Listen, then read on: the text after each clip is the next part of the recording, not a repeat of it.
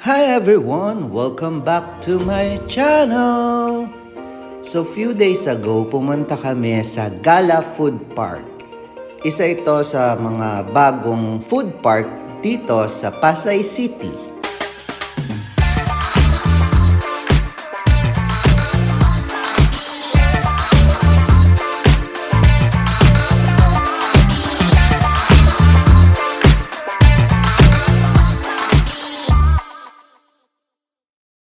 Rental ng Yukata.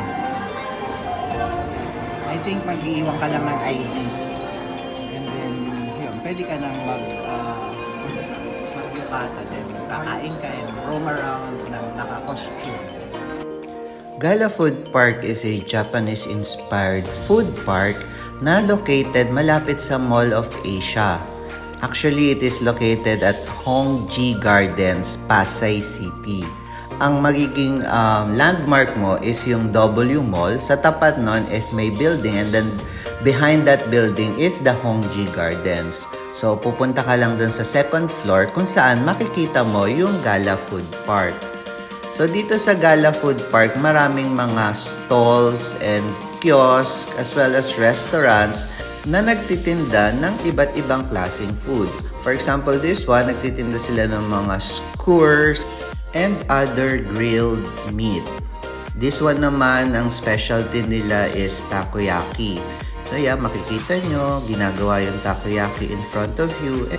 And you can enjoy them with your family and friends. Ang gusto ko dito sa Gala Food Park is sobrang ganda talaga ng interiors nila. Like this one is a train.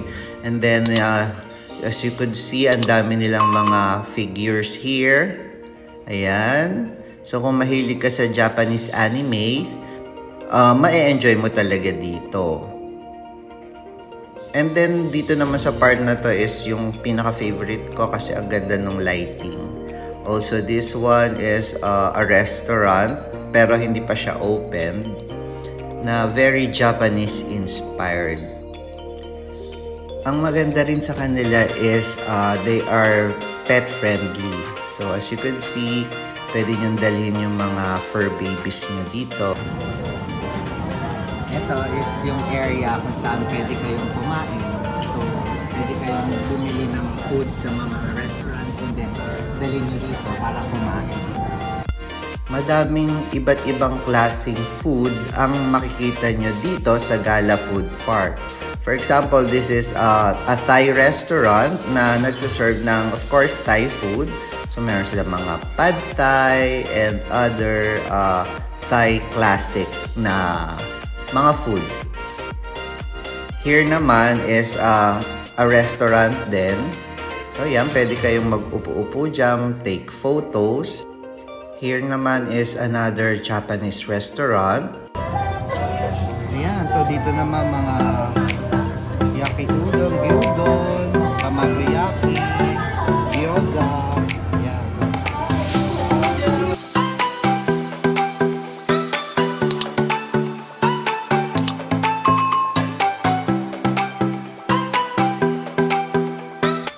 Here's another restaurant naman. It's a curry house. So, ang mga sinaserve nila dyan is different Japanese curry dishes. Here naman is a Taiwanese restaurant. So, ang sinaserve naman nila is mga Taiwanese parang mga braised beef and pork chops. Yan. And other Taiwanese dishes. This one naman is an Oden food stall. So, try nyo ito kasi na-try namin yan and we're satisfied naman with the food. Also, this one naman is mga ebi tempura, yan, soba, udon. Yan, if you want yung mga soup.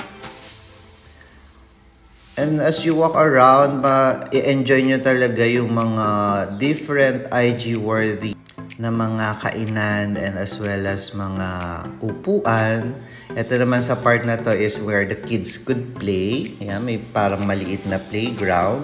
They also have a convenience store na pwede kayong bumili ng mga drinks and other stuff. And then on this part is yung isa sa mga restaurants na soon to open. I think this is a teppanyaki restaurant. Ayan. This one is yung papunta dun sa bridge, yung dun sa may entrance. Eto maganda tong maganda tong spot na to for photo ops. Yan. Kasi meron dyan yung parang mga bamboo and yung mga lanterns and maliwanag. So, yan. Puntahan nyo yan. Soon to open pa siguro tong teppanyaki or parang seafood restaurant. Basta yung merong malaking crab sa front. So, when you cross this bridge, babalik na kayo dun sa entrance. Ayan. To give you an idea sa Gala Food Park, ito yung map nila. So aside from mga Japanese and Thai and Taiwanese, meron ding Vietnam cuisines as well as Western and Filipino cuisines.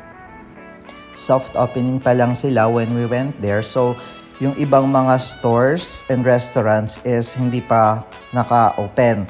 But I heard na mag-grand opening sila today, which is January 18, 2025. So, I'm expecting na siguro on this time, mas marami na or kompleto na yung mga restaurants na naka-open. Now naman, share ko naman sa inyo yung food na na-try namin.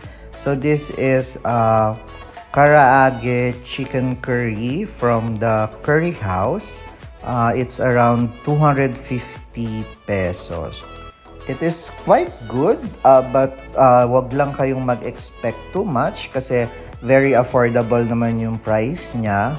Wag nyo lang siyang i-compare dun sa mga well-known na mga Japanese restaurants na nagsaserve din ng chicken curry or Japanese curry.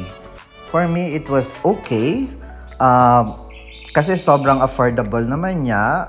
For 250 pesos, okay naman siya. Hindi siya ganong ka-excellent or sabihin natin kasing sarap ng ibang mga chicken curry na ino-offer sa ibang Japanese restaurants. Pero this is quite okay naman or good for 250 pesos. Dinala rin nga pala namin dito sa Curry House yung binili naming large bowl ng oden. It's around 210 pesos. This is quite good. Masarap siya and iba-iba yung mga nakalagay sa kanya na sa soup. And ikaw mamimili kung anong gusto mo. Meron kaming nilagay na money bag and then this tofu and other stuff. Na-enjoy ko to sobra kasi masarap siya talaga. So ito, I highly recommend i-try nyo pag pumunta kayo dito sa Gala Food Park. Overall, na-enjoy namin yung time namin dito sa Gala Food Park sa Pasay City. For the ambience, it's 10 out of 10 for me kasi sobrang ganda talaga ng place. It's very IG worthy at maraming spots for you to take photos. For the food, it's 8 out of 10 for me. Pwede pang i-improve and sana magkaroon pa ng marami pang options and choices. But now na mag-grand opening na sila, I'm sure mag-open na yung iba pang mga stores and magkakaroon ng mas maraming options. For the service, it's 9 out of 10 for me. Mababait yung mga staff nila from the security guard to the yung mga nagtitinda. They are very welcoming, kind and accommodating. And yung food service, mabilis yung pag-serve nila. So kung naghahanap kayo ng bagong mapapasyalan at makakainan with your family, friends, and loved ones, pasyalan nyo itong Gala Food Park sa Pasay City. Malapit lang siya sa DFA, Mall of Asia, Ayala Malls, Manila Bay, basta along Macapagal Boulevard sa Pasay City. So, gamit lang kayo ng Google Map, makikita nyo siya at i-direct naman kayo papunta doon. Meron din silang parking, libre ang entrance, affordable ang food, maganda ang ambience, maraming spots for photo ops na parang Japan feels at libre lang mag-rent ng yukata or yung parang costume, Japanese costume na pwede nyo suotin habang kumakain kayo. At kung fur parents kayo, This is a pet-friendly establishment. So, pwede nyo dalhin yung mga dogs nyo. So, that's it for now. I'll see you on my next vlog. Thank you and have a nice day.